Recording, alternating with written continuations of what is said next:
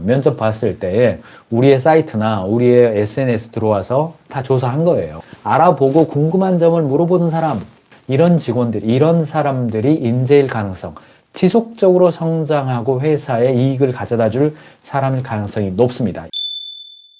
제가 현장에 가보면 개인적 직관을 가진 경영자분들이 무지막지하게 많습니다. 경험에서 나온 지혜, 이런, 그럴 수도 있죠. 맞습니다. 맞는데요. 과신하면 안 됩니다. 여러분들도 조금만 직원들을 써보면 어느 학교 출신은 좋더라, 무슨 과는 좋더라, 이런 수많은 패턴들이 나옵니다. 물론 그 패턴들이 사람을 알아보는 패턴이 되지요. 그런데 그거 너무 과신하는 오류가 있어요. 먼저 언러닝이 필요합니다. 경영자 여러분들이 기존에 가지고 있었던 이런 사람 좋더라, 저런 사람 좋더라가 과신, 그러니까 지나치게 믿지 않도록 언러닝이 먼저 필요해요. 두 번째, 신묘막측한 존재로서의 인간은 다양하다라고 하는 거 보실 필요가 있습니다.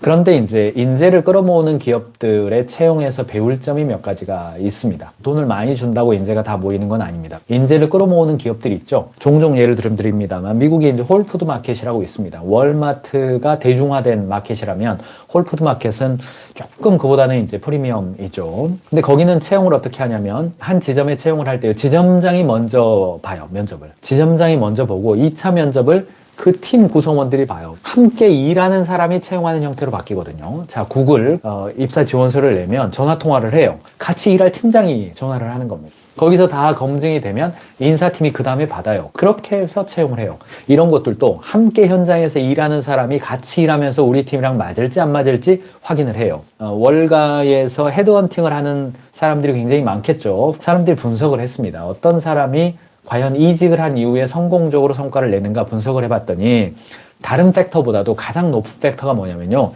이직을 할 때 아무리 탁월한 사람이라 하더라도 혼자 이직을 하게 되면 그 사람이 성과를 낼 가능성이 떨어지더라. 무슨 말이냐면 그 한 사람의 탁월성으로 그 사람이 성과를 내지 않더라는 이야기예요. 한 사람의 탁월성으로 성과를 내지 않더라. 이 말은 무슨 말이냐면 그 사람이 일하는 그 환경과 시스템이 어떠한가가 중요하기 때문에 채용의 관점을 어떻게 보셔라? 경영자 한 사람이 판단하는 것이 아니라 함께 일하는 사람이 채용 과정에서 참여해야 된다는 뜻이에요. 직종과 무관하게 그래도 공통된 패턴은 좀 있더군요. 가장 제가 이야기하고 싶은 것은 이 학습 능력입니다. 학습 능력은 호기심이 핵심입니다.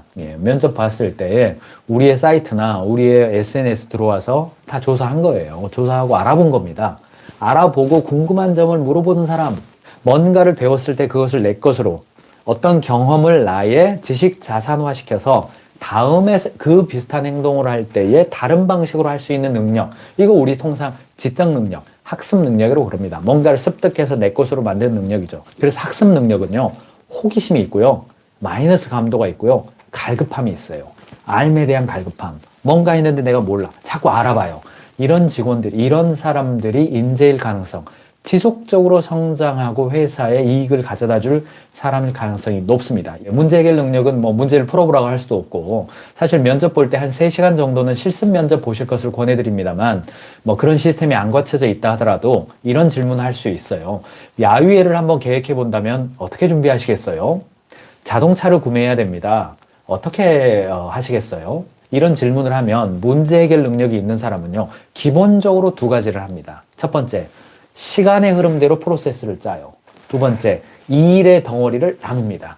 이거 일 해본 사람만 가능한 이야기예요. 중고등학교 다닐 때나 대학교 다닐 때 프로젝트를 해요. 어느 조사 분석을 해야 됩니다. 시간의 프로세스, 청크 다운. 5명 프로젝트 멤버다. 야, 누구는 뭐하고 누구는 뭐하고. 일 해본 사람이에요. 그런데 이 일을 안 해본 사람들, 그냥 생각나는 대로 말하는 거예요. 문제 해결 능력이 있는지는 실습해보면 가장 정확해요. 실습해보면 그냥 알지만 면접 자리에서는요, 그렇게 할 수가 없잖아요. 그래서 순서를 아는가, 그 다음에 일의 덩어리를 나눌 줄 아는가 보시기 바랍니다. 세 번째, 실행력인데요. 실행력이 높은 사람은 경쟁심이 있습니다. 성과를 내는 사람은요, 경쟁심이 있어요. 첫 번째, 자기 자신에 대한 경쟁심이에요. 어제나 지난달보다는 오늘이 좀 더 잘하고 싶은 거예요. 지금보다는 다음을 더 잘하고 싶은 거예요. 그래서 어떤 과제가 떨어지잖아요. 먼저 한번 실행해보는 사람입니다. 그리고 욕심이 있어요. 상승 의지가 있습니다. 회사에서 승진은 언제 합니까? 언제 되면 본부장 될 수 있습니까? 이런 질문을 합니다. 그래서 실행력이 높은 사람이 가지고 있는 특징이 뭐냐? 경쟁심이 있어요. 더 잘하고 싶은 거 있죠. 이거 보셔야 돼요. 네 번째, 커뮤니케이션인데요. 커뮤니케이션의 핵심은 뭐냐면 자존감이 핵심입니다. 현장에서 어떤 안 좋은 일이 생겼어요. 그거 꽁꽁 자기가 해결할 때까지 그냥 감싸고 눌러 앉아있는 사람이 있죠. 그런 사람의 공통적인 특징이 뭐냐면 자존감이 낮은 사람들입니다. 새로운 일 했을 때 조금이라도 뭔가 그것도 제가 조금은 해봤습니다. 그것 좀 해봤습니다. 이런 사람들이 자존감이 높고 커뮤니케이션이 좋습니다. 피플 리더로 세우는데 적합한 사람이죠. 합정동의 원칙이라고 제가 표현을 했습니다만 우리나라는 주소를 쓸 때 대한민국 서울특별시 마포구 합정동이라고 적어요. 그런데 뭐 중국을 포함해서 미국이나 서구권에서는 주소를 써올 때 어떻게 씁니까? 합정동, 마포구, 서울특별시, 그리고 대한민국 이렇게 적잖아요. 어떤 원칙이냐면요.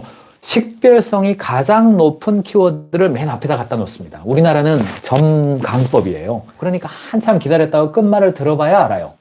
네, 합정동의 원칙이라는 것은 뭐냐면 커뮤니케이션을 할 때요. 면접 질문하고 대답할 때 딱 그 합정동을 먼저 말하는 사람. 그거 말합니다. 거기서 직무가 뭐였습니까? 마케팅이었습니다. 학교 시절 다닐 때 취득한 자격증이 산업기사입니다. 바로 이야기해야 돼요. 다른 배경적인 이야기를 먼저 하는 사람이 아니라 질문이 요구하고 있는 핵심적인 합정동 이 말을 먼저 하는 겁니다. 그리고 마포구, 서울특별시, 대한민국 이렇게 나오는 사람이 커뮤니케이션이 좋은 사람입니다. 이거 잘 보시고요. 마지막으로 한 가지만 더 말씀을 드리면 창의성이 굉장히 중요한데 제가 볼 때 창의성이라고 하는 것은 신이 일부 사람들에게 부여한 특별한 선물인 것 같아요. 제 생각은 그렇습니다. 사실 저 자신을 돌아보더라도 제가 창의성이 있는 사람인가? 안 그런 것 같아요. 저는 이렇게 패턴으로 창의성을 말하는 사람인 것 같아요. 그런데 정말 제 주변에 창의적인 사람들이 있어요. 그 사람들이 정말 약간 사차원 같아요. 이렇게 들어보면 어떻게 그 상황에서 그런 아이디어가 나오지? 뭐 이런 게 좀 있어요. 그래서 창의성은요, 뭐가 제일 바람직하냐면 종이를 주고 그려보게 하는 방식입니다. 창의적인 사람은 말로 설명한다기보다는 이미지로 설명하는 게 굉장히 익숙한 사람들입니다. 그래서 종이를 주고 그려보게 하는 방식이에요. 당신이 생각하는 열정을 한번 그려보세요. 그러면 굉장히 새로운 좀 기존의 패턴이 아닌 다른 패턴이 나오는 사람들이 창의적인 사람일 가능성이 높습니다. 첫 번째 나누고 싶은 것은 모른다는 것을 인정하십시다. 이거예요. 데이터에 의해서 또는 집단 지성에 의해서 함께 일할 사람들과 함께 보는 것. 이게 굉장히 중요합니다. 두 번째, 그래도 패턴이 있습니다. 제가 오늘 말씀드린 몇 가지 패턴들 과신할 수는 없지만 그래도 굉장히 다양한 산업들을 봤을 때 그런 요소를 가진 사람들이 성과를 올릴 가능성이 높습니다.